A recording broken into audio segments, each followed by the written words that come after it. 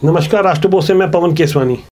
राजनीति संभावनाओं का नाम है। देश काल परिस्थिति के अनुसार मान्यताएं और मुद्दे बदलते रहते हैं। बात यदि मैं छत्तीसगढ़ की करूं तो मौसम और समय के अनुसार यहाँ किस तरह से मुद्दे बदलते हैं उस पर हमें गौर करना चाहिए। मौजूदा समय में विधानसभा चुनाव के पहले राजनीति के केंद्र में धान का समर्थन मूल्य आ चुका है, जिस पर मैंने पहले भी बात की है कि आने वाले समय में कि किस तरह से छत्तीसगढ़ में धान का समर्थन मूल्य 3,000 रुपए प्रति क्विंटल करने की मजबूरी तय हो रही है। ऐसी ही मजबूरी की ओर संकेत एक प्रेस वार्ता से निकल कर आया, जब भारतीय जनता पार्टी के पूर्व मंत्री बृजमोहन अग्रवाल ने पत्रकारों के सामने कुछ बड़े खुलासे किए और यह बताने की कोशिश की कि मौजूदा प्रदेश सरकार को 2924 रुपए धान का समर्थन मूल्य देना चाहिए, यानी करीब करीब 3,000 के आसपास।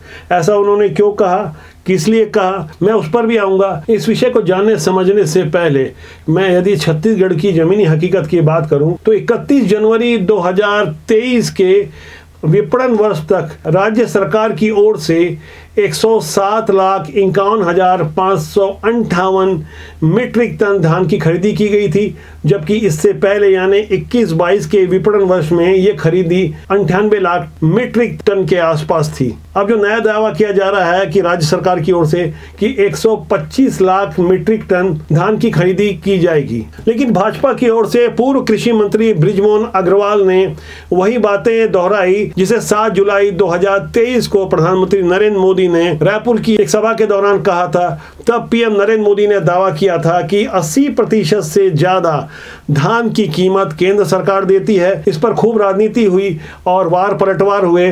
दावा किया गया कि पीएम झूठ बोल रहे हैं। ऐसा दावा इसलिए किया गया क्योंकि राज्य सरकार की ओर से कहा जा रहा था कि केंद्र जो चावल खरीदती है बात धान की हो रही है। शब्दों के ऐसे वार पलटवार को जनता भी अच्छी तरह समझ रही थी। दरअसल हमें यह समझना होगा कि 1 क्विंटल धान में करीब 60 से 62% चावल निकलता है। केंद्र सरकार चावल की खरीदी करती है। मौजूदा समय में केंद्र सरकार की ओर से 85.5 लाख मीट्रिक टन चावल खरीदने का ऑफर छत्तीसगढ़ के लिए आया है। इस पर छत्तीसगढ़ के सीएम भूपेश बघेल ने दावा किया कि अंतर्राष्ट्रीय स्तर पर दबाव है, चावल की मांग ज्यादा है, इसलिए पूरा चावल खरीदा जा रहा है।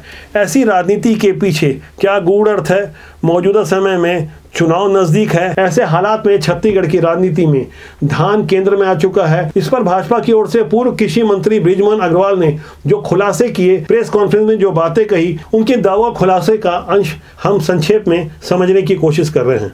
मोदी जी को, उनकी सरकार को, केंद्रीय खाद्य मंत्री जी को बहुत बहुत धन्यवाद देते हैं, उनके प्रति आभार प्रकट करते हैं कि उन्होंने छत्तीसगढ़ के धान की पैदावार को संपूर्ण खरीदने का निर्णय लिया है। 86.5 लाख टन, इसका मतलब ये चावल, इसका मतलब 130 लाख टन चावल, धान 1,30 लाख टन धान केंद्र की सरकार खरीदेगी सपोर्ट प्राइस पर।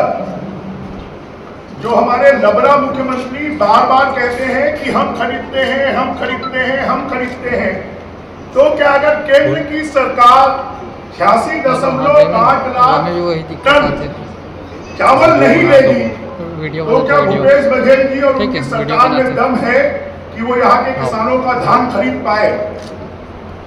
पिछले 4 सालों में लगभग 75,000 करोड़ रुपए का चावल सेंट्रल गवर्नमेंट दे चुकी है, जबकि राज्य सरकार ने सिर्फ 24,000 करोड़ रुपए उसमें अपना इन्वेस्टमेंट किया है। मोदी जी ने भी अपनी सभा में कहा था कि 80% पैसा केंद्र की सरकार देती है और उसको उन्होंने असत्य कथन कहा था। आज ये बात साबित हो गई है कि केंद्र की सरकार कितना चावल लेने वाली है। आज अगर धान का समर्थन मूल्य 2184 हो गया है तो फिर सपोज राज्य की सरकार को 2934 रुपए में धान खरीदना चाहिए। किसान का 134 रुपए खाने का काम कोई कर रहा है तो भूपेश बघेल की सरकार कर रही है।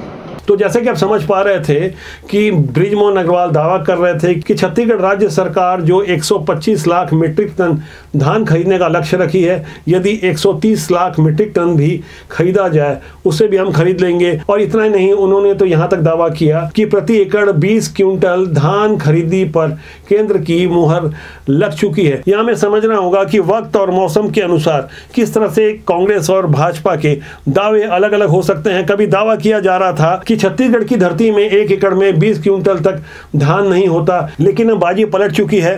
धान की पैदावार भी छत्तीसगढ़ में खूब हो रही है और करीब 25 लाख किसान रजिस्टर्ड भी हो चुके हैं। इतने सारे किसानों की संख्या कैसे बढ़ी और धान का समर्थन मूल्य किस तरह 3000 प्रति क्विंटल लेने से कहीं आगे की बात चल रही है। यानी बृजमोहन अग्रवाल ने जो दावा किया, जैसे कि आप समझ पा रहे थे, मौजूदा समय में उनका दावा है कि केंद्र की ओर से 2184 रुपए दिए जा रहे हैं, तो इस अनुपात में राज्य सरकार को 2924 रुपए का समर्थन मूल्य देना चाहिए। अभी भी राज्य सरकार की ओर से 124 रुपए कम दिया जा रहा है, यानी 2924 का जो उन्होंने फिगर बताया वह 3000 के बेहद करीब है। यहाँ भाजपा की ओर से जो दावा किया गया और जो संकेत दिए गए, जो इशारा किया गया, वह इसी बात की ओर इंगित करता है कि भारतीय जनता पार्टी भी आने वाले दिनों में 3000 रुपए धान का समर्थन मूल्य छत्तीसगढ़ के किसानों को देकर बाजी पलटने की कोशिश में लगी है। यहाँ में समझना होगा कि एक तरफ केंद्र की मोदी सरकार सभी को स्वावलंबी बनाने की दिशा में यह दावा करती है कि हमने सिलेंडर का मूल्य यदि 1200 रुपए किया है तो उसमें सब्सिडी हटाकर दूसरे माध्यमों से मिडिल क्लास और लोअर मिडिल क्लास के लोगों को मदद पहुंचाने की कोशिश की है। ढेर सारी योजनाओं के नाम गिनाए जाते हैं, बताया जाता है कि किस तरह गरीबों को 2 साल से ज्यादा मुफ्त राशन दिया गया, मुफ्त में कोविड वैक्सीन दी गई, घर बनाने के लिए 2.5 लाख रुपए दिया गया, उज्ज्वला गैस के माध्यम से गैस कनेक्शन बांटे गए, शौचालय का निर्माण जैसे तमाम योजनाओं को गिनाया जाता है। लेकिन इस समय छत्तीसगढ़ में जिस तरह की राजनीति हो रही है वो फ्री वाली पॉलिटिक्स से भी कहीं ज्यादा आगे बढ़ चुकी है। यदि आज के दौर में जनता को लिफाफे में या खुले में पैसे दिए जाए तो जाहिर तौर पर चुनाव आयोग का डंडा चलेगा, शराब बांटी जाएगी तो जाहिर तौर पर यह मीडिया की सुर्खियां बनेगा। लेकिन जिस तरह से फ्री की पॉलिटिक्स हो रही है और उस पर धान की कीमतों को लेकर जिस तरह की बोली लगाई जा रही है, जिस तरह का दावा किया जा रहा है, वहां हमें समझना होगा कि यह पैसा जनता का है, जिसे जनता को ही घुमा फिरा कर लौटाने की कोशिश हो रही है। इसकी कीमत भी चुकाई जा रही है। जाहिर तौर पर जब ऐसी बड़ी बड़ी घोषणाएं होती है तो रोड, पुलिया और दूसरे निर्माणों के कार्य कहीं ना कहीं प्रभावित होते हैं। जागरूक जनता भी खूब समझती है और नेता तो कुछ ज्यादा ही समझते हैं। लेकिन जनता को प्रलोभन देने के इस रेस में यदि सिलेंडर का मूल्य राजस्थान की तरह 500 रुपए में देने का दावा किया जाए तो इसमें भी किसी को आश्चर्य नहीं होगा। अभी आने वाले दिनों में राजनीति कई रंग बदलने वाली है, ढेर सारी घोषणाएं होने वाली है। इंतजार घोषणा पत्र का है, सितंबर आते आते तक सब कुछ स्पष्ट हो जाएगा। जागरूक जनता को राजनीति की सूचिता का भी ध्यान रखना चाहिए और उम्मीदवारों का भी ध्यान रखना चाहिए, किन चेहरों को मैदान में उतारा जा रहा है और किन मुद्दों को लेकर जनता के भविष्य का सौदा किया जा रहा है। क्या परोक्ष में यह रिश्वत है या जनता का अधिकार? इस बारे में कमेंट सेक्शन में जाकर जरूर अपनी राय लिखिएगा। राजनीति की सूचिता के लिए हमारी लगातार कोशिश होती है कि राजनीति में अच्छे लोगों को सामने लाने का हम आह्वान करें। हमारी कोशिश है कि राजनीति के माध्यम से देश और समाज की दशा दिशा बदले।